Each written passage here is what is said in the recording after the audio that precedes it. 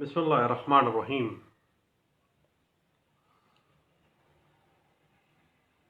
یہ قرآن ایک ایسی عظیم الشان کتاب ہے جو شک و شبہ سے پاک اور متقین کے لیے مستقل ہدایت اور ضابطۂ حیات ہے۔ جو لوگ انکار حق کے عادی ہو چکے ہیں، ان کے دلوں اور ان کے کانوں گئی ہیں اور ان کی آنکھوں پر پردے پڑ گئے ہیں۔ لوگوں میں ایک گروہ وہ بھی ہے جو زبان سے ایماندار ہونے کا دعویٰ کرتا ہے مگر دل سے مومن نہیں۔ یہ لوگ اللہ اور اللہ کے بندے حالانکہ وہ اپنے آپ کو دھوکہ دے رہے ہیں۔ جو لوگ اللہ اور اللہ کے بندوں کو دھوکہ دینا چاہتے ہیں حالانکہ وہ اپنے آپ کو دھوکہ دے رہے ہیں۔ افسوس کہ یہ دو رنگی چال چلنے والے اس حقیقت سے ناآشنا ہیں کہ اللہ نے ان کے لیے عذاب علیم تیار کر رکھا ہے۔ دوستو، بات چل رہی تھی ایک ملزم کے قانونی حقوق کے حوالے سے۔ جب ملزم مقدمے سے بری ہو جاتا ہے تو مال مقدمہ واپس لینا، اگر وہ جائز مال مقدمہ ہے اور اس کا حق ہے کہ وہ اس کو واپس لے لے۔ جب ملزم بری ہو جائے تو جو مال پولیس نے اپنی کسٹڈی میں اس سے برآمد کر کے رکھا ہے، وہ مال اس کو واپس ملنا چاہیے، یہ اس کا قانونی حق ہے۔ اور مال مقدمہ کی واپسی بریت کی صورت میں اپلیکیشن دینے کے لیے کوئی لمیٹیشن قانون میں مقرر نہیں کی گئی ہے۔ جب مال مقدمہ گاڑی کی صورت میں یا لائسنسی بندوق کی صورت میں پولیس نے اپنے قبضہ میں لیا ہے تو بریت کے بعد کسی بھی وقت حوالے کی مال مقدمہ جو ہے اس کے لیے درخواست دی جا سکتی ہے، سپرداری کی اپلیکیشن درمیان میں بھی دی جا سکتی ہے، اور بریت کے بعد اس کی حوالگی لینا ملزم کا بنیادی قانونی حق ہے۔ اگر عدالت کرمنل ٹرائل کرتے ہوئے عارضی سپرداری جو ہے وہ غیر مستحق جو شخص ہے جس کا حق نہیں بنتا تھا اس کو کر دے، یا مقدمہ کے فیصلے کے بعد ملزم کو مال واپس نہ کرے، یا اس شخص کو واپس نہ دے جس کو دینا قانوناً حق رکھتا ہے، تو دین اگر ایسی غلطی کسی مجسٹریٹ صاحب نے کی ہے تو اس شخص، اس ملزم کے پاس جس کا بنیادی حق ہے کہ مال کی سپردگی لینا جبکہ وہ بری ہو چکا ہے، اگر وہ غیر مستحق شخص کے پاس مجسٹریٹ کی غلطی کے ساتھ چلی گئی ہے یا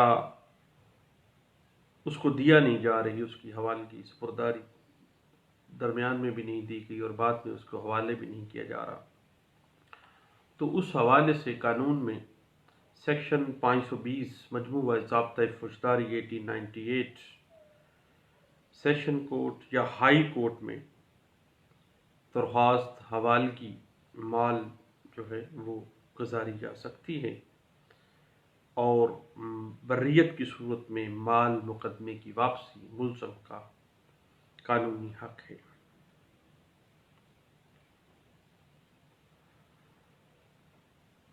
اب یہ بڑا ٹیکنیکل سی بات ہے کہ مال مقدمہ کون سا؟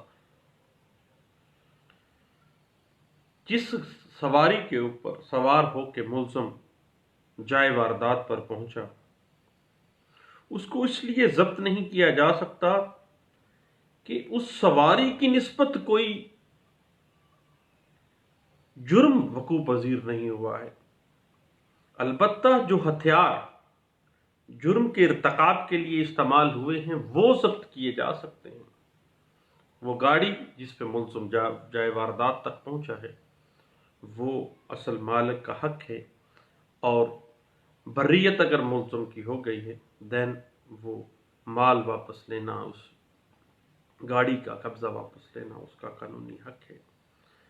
اور یہ بات انٹرپریٹ ہوئی 1978 PCRLJ پیج 69 میں، اور اس بات کو settled principle in administration of criminal justice کا درجہ حاصل ہے۔ اس کے بعد کانسٹیٹیوشن آف پاکستان اور مجموعہ ضابطۂ فوجداری کے تحت ہر شخص کو یہ حق حاصل ہے، ہر ملزم کو یہ حق حاصل ہے کہ دوہری سزا سے اس کو تحفظ دیا جائے۔ ڈاکٹرائن آف ڈبل جیپرڈی جو ہے وہ یہی ہے کہ ہر انسان، ہر شخص، ہر پاکستانی کو دوہری سزا سے تحفظ دیا جائے۔ کوئی شخص اگر ایک مقدمہ میں ایک دفعہ کنوکٹ ہو گیا، سزا بھگت لیا، تو دین اسی مقدمہ میں دوبارہ اس کو نہ ہی گرفتار کیا جا سکتا ہے اور نہ ہی اس کو سزا دی جا سکتی ہے۔ سیٹلڈ پرنسپل یہ ہے کہ کسی الزام میں کسی شخص کو 2 بار ٹرائل کو فیس کرنے کے لیے نہیں کہا جا سکتا۔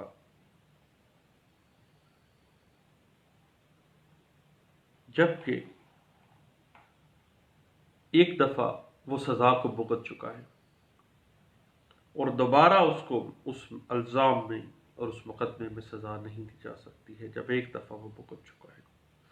یہ سیٹلڈ پرنسپل کا درجہ رکھتی ہے ڈبل جیپرڈی، کہ دوہری سزا سے انسان کو بچایا جائے۔ سیکشن 403 مجموعہ ضابطۂ فوجداری ڈبل جیپرڈی کو ڈیل کرتی ہے،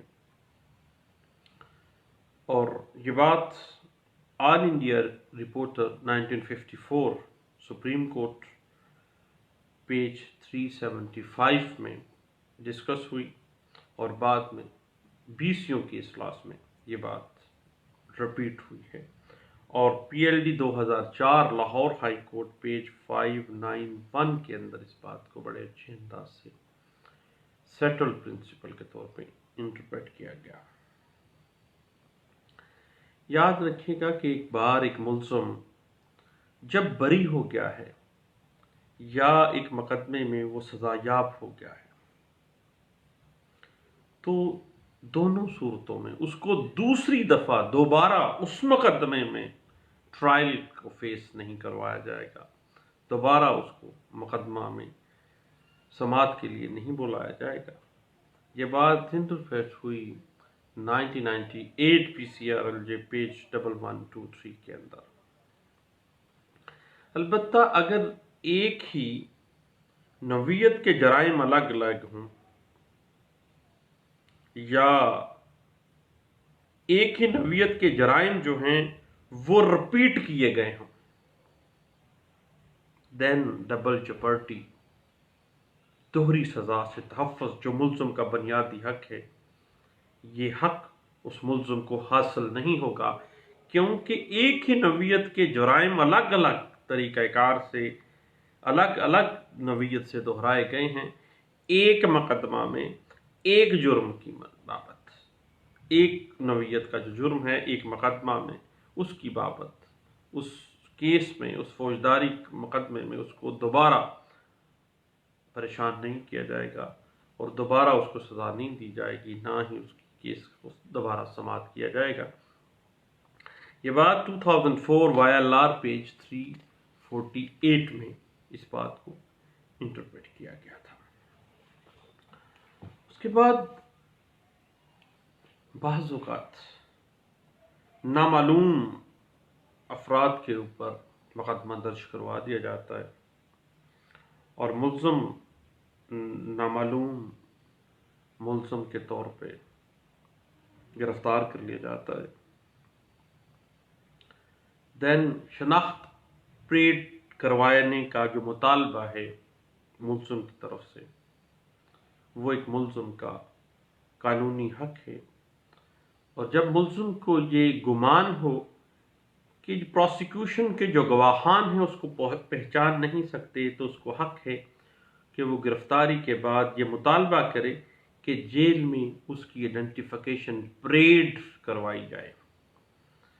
اور جس ملزم کے خلاف کسی چوری شدہ مال یا ہتھیار یا اس قسم کی دیگر اشیاء کی برآمدگی دکھلائی جا رہی ہو، اس ملزم کو یہ حق حاصل ہے کہ وہ مطالبہ کرے کہ ان اشیاء کو جو اس کے ساتھ منسوب کی جا رہی ہیں ان کو دوسری اشیاء میں ملا دیا جائے، ملا کے ان اشیاء کی شناخت پریڈ جو برآمدگی کے گواہان ہیں وہاں سے کروا لی جائے. اگر ایسی اشیاء کی شناخت پریڈ نہیں کروائی گئی، اگر ملزم کی شناخت پریڈ ملزم کے مطالبے کے باوجود نہیں کروائی گئی، تو دین پروسیکیوشن کے لیے یہ بات نقصان دہ ہوگی اور ریکوری کے معاملے میں یہ ریکوری ثابت شدہ پرزیوم نہیں کی جائے گی. اور یہ بات 1977 CMR پیج 257 کے اندر باقاعدہ طور پر بڑے مفصل انداز میں انٹرپریٹ کی گئی تھی. البتہ یاد رکھیے گا کہ آئیڈینٹیفیکیشن پریڈ کے جو لوازمات اور جو انگریڈینٹس ہیں، جو طریقہ کار قواعد و ضوابط ہیں، ان کو پورا کرنا مینڈیٹری ہے اور یہ ملزم کا قانونی حق ہے. اور اگر ملزم کو شناخت پریڈ کا مطالبہ کرنے کے باوجود اس حق سے محروم کیا جا رہا ہے، دین یہ بات پروسیکیوشن کے لیے زہر قاتل ہے اور اس کا مکمل فائدہ ایک ملزم کو ملے گا. اور یہ فائدہ لینا ملزم کا قانونی حق ہے. یہ بات واضح کی گئی تھی 2005 YLR پیج 584 کے اندر.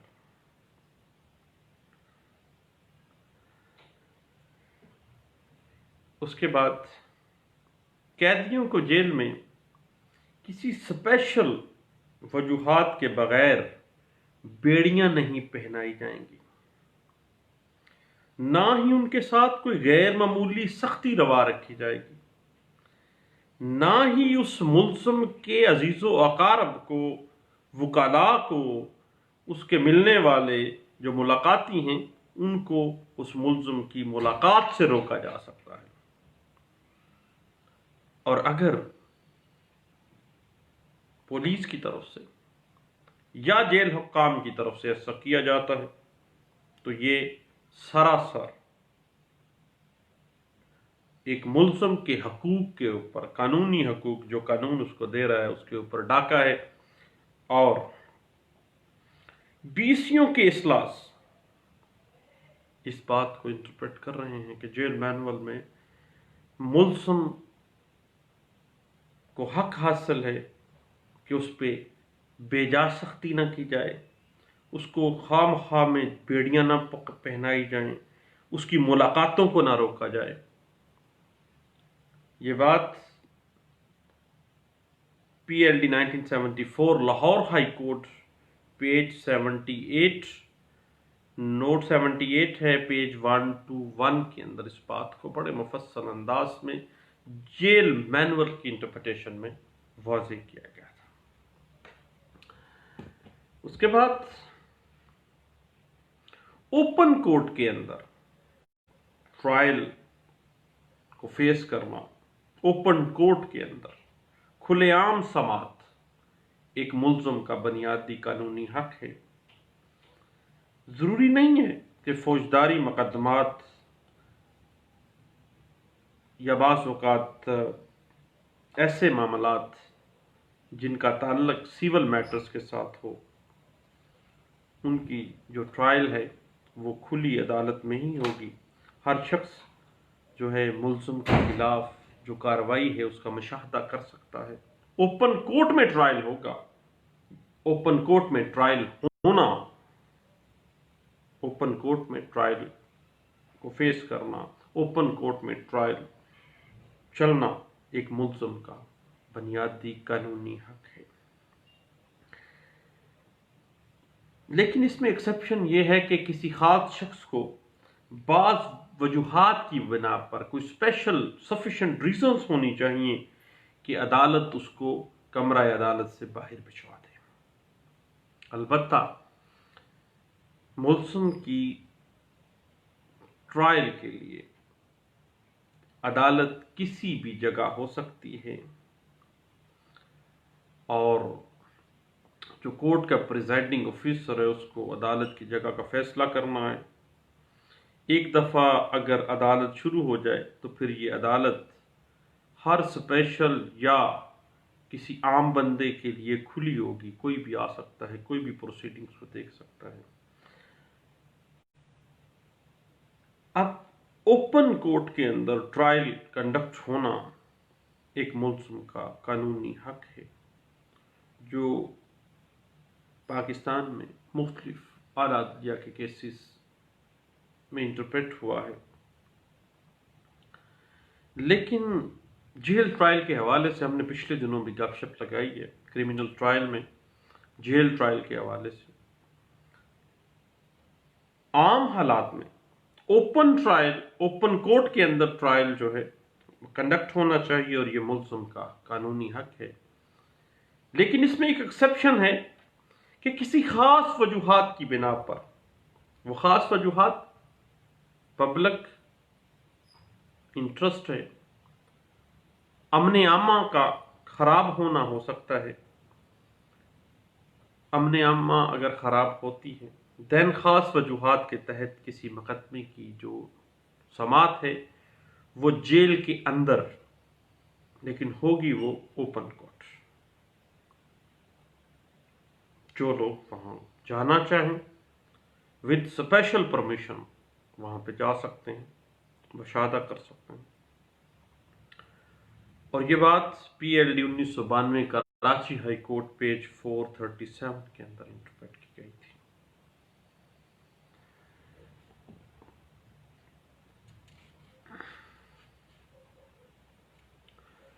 اس کے بعد انصاف کا تقاضا یہ ہے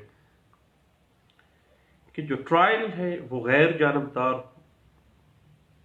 ٹرائل کی پروسیڈنگ صاف اور شفاف ہوں، ہر فریق اپنا موقف آزادانہ اور غیر جانبدارانہ انداز میں پیش کرے، اپنی شہادت پیش کرے۔ لیکن یہ اسی صورت میں ممکن ہوگا جب ملزم کو اس کی مرضی کا وکیل مقرر کرنے کا قانونی حق تسلیم کیا جائے۔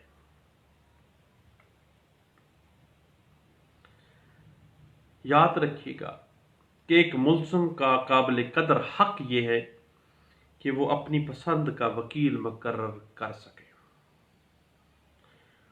وکیل کے تقرر کے حوالے سے عدالت کسی قسم کی کوئی سجیشن نہیں دے سکتی، عدالت اس میں مداخلت نہیں کر سکتی۔ ملزم اپنی مرضی سے اپنا وکیل جو ہے وہ مقرر کر سکتا ہے۔ یہ بات 2001 PCRLJ پیج 1507 کے اندر بڑے اچھے انداز سے انٹرپریٹ ہوئی ہے۔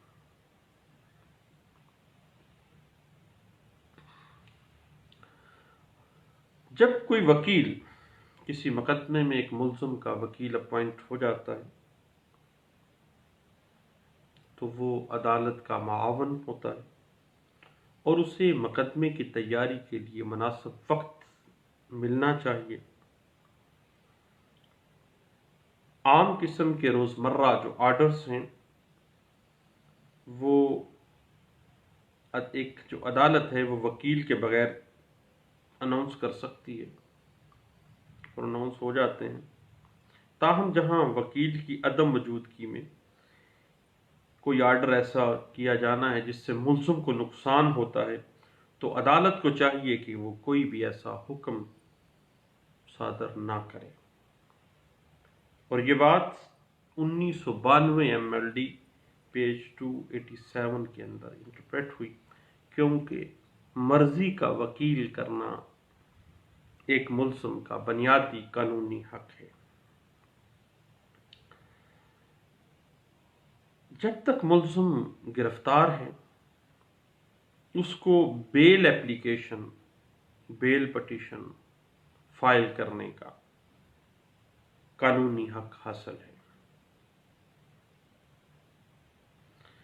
یاد رکھیے گا کہ ایک دفعہ بیل اپلائی کر کے نامنظور کروا لی جائے تو دوسری بار اسی عدالت میں بیل ایپلیکیشن فریش گراؤنڈ کے اوپر دائر کرنا اس ملزم کا قانونی حق ہے، اور قانون قطعی صورت اس پہ کوئی قدغن نہیں لگاتا.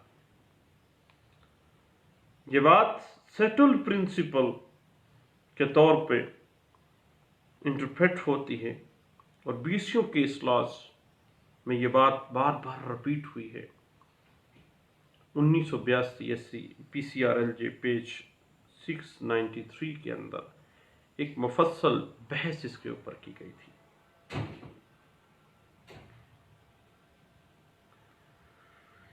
اب جہاں ملزم کو اپنی مرضی کا وکیل رکھنے کا اختیار قانون بھی تسلیم کر رہا ہے اور کانسٹیٹیوشن آف پاکستان 1973 بھی اس کو تسلیم کرتا ہے.